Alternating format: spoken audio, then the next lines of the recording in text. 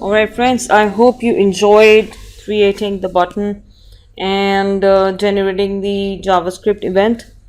In this video, the JavaScript events 2, what I would do is I would like to share with you a few touch points. Okay, and I have these notes ready for you. There are common HTML events, and here's a list of subcommon events here. You could do on change, an HTML element has been changed. On click, the user clicks on HTML element.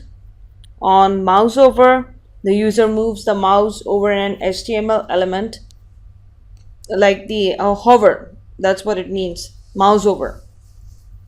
On mouse out, the user moves the mouse away from an HTML element. On key down, the user pushes a keyboard key, which is like typing with a typewriter with a keypad. And on load, the browser has finished loading the page. So after any of these events, you just describe what you need to do. Okay, this is a much longer list available at the W3 Schools JavaScript reference HTML DOM events. You can just type in the whole statement in Google search, and you will be able to see a whole list of JavaScript events. Okay, what can JavaScript do? Event handlers can be used to handle and verify user input, user actions, and browser actions. Things that should be done every time a page loads. For example, send a message that, do you want to make this your home page? That's also a JavaScript action. Another good example is that, as soon as the page loads, you ask them to, sometimes the page takes too long to load. Before it loads, you have a message that shows that you'll be redirected, or the page is going to take this much longer time, and all of these updates are given. JavaScript is responsible for that.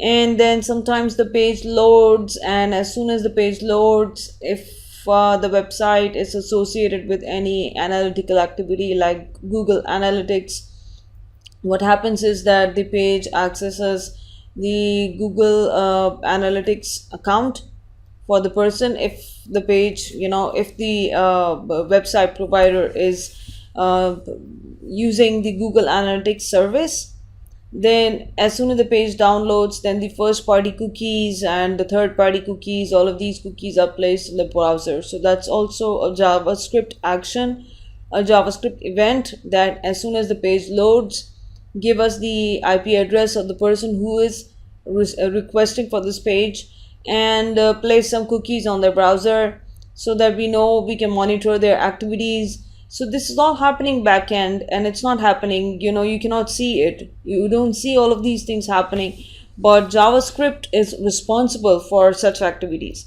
So without such activities, a lot of business analytics is not possible. A lot of business intelligence is not possible.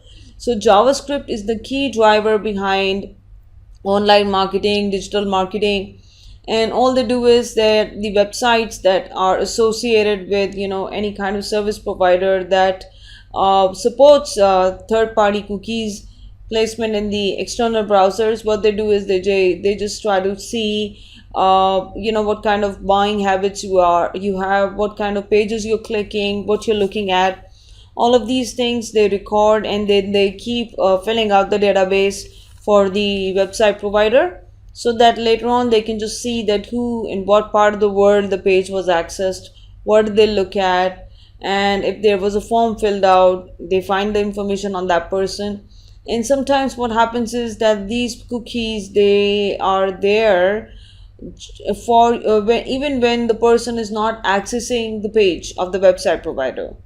And if, for example, the person is on Facebook or any other web page, these cookies would take all information and return it back to the website provider.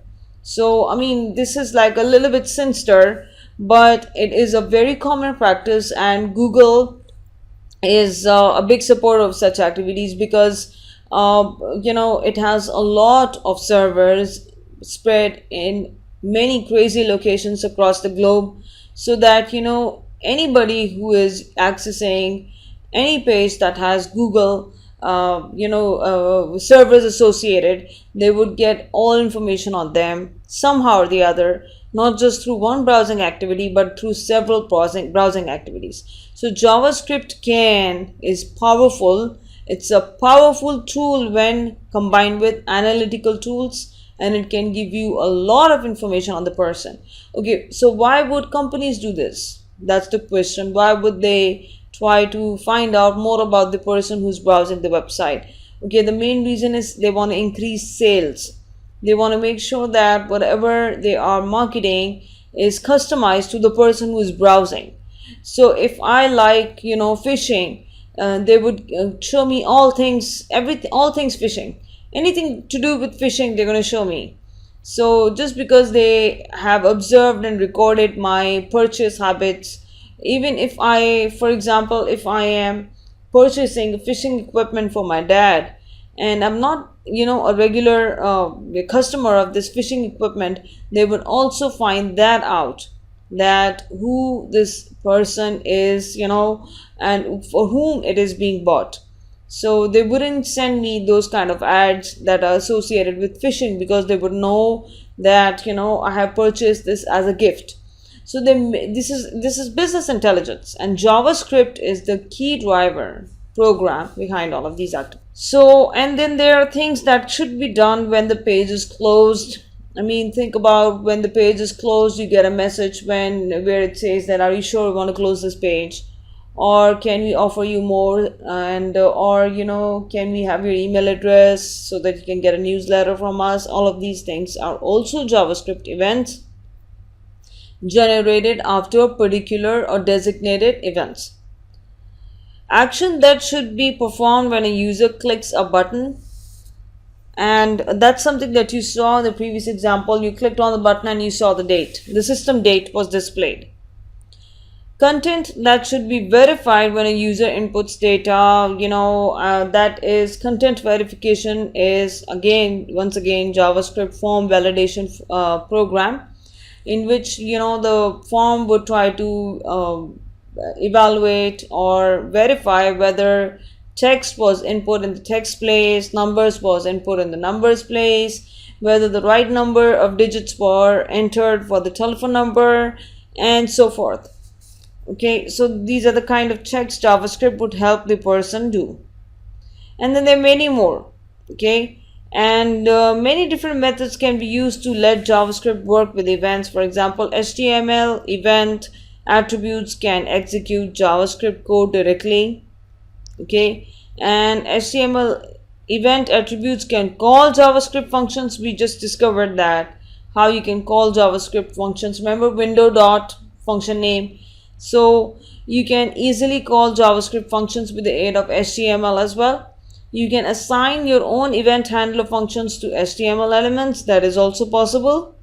You can prevent events from being sent or being handled. Okay, for example, this event should not happen, just handle it.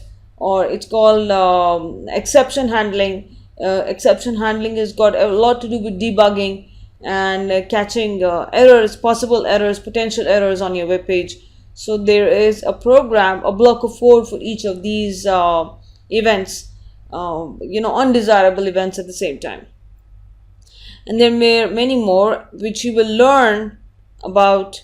You will learn about events and event handlers in the HTML and DOM chapters. But you know what? I would be dealing with a lot in this course as well, a lot of events. So just hang in there. And I think I'm done with this part of the lecture. And up next, I'm going to talk about JavaScript strings. Okay, so I'll see you shortly. JavaScript strings, in which you will learn how to make sure that these string, again, you could do a validation check as well, the right number of strings to be entered. Each string has a character. Characters can be counted, and how you want you can also load your arrays in the future. That we will learn arrays and how strings can be loaded in arrays with the aid of the right syntax that you can use in your JavaScript. So let's begin with the new series, JavaScript strings, coming up next. See you shortly.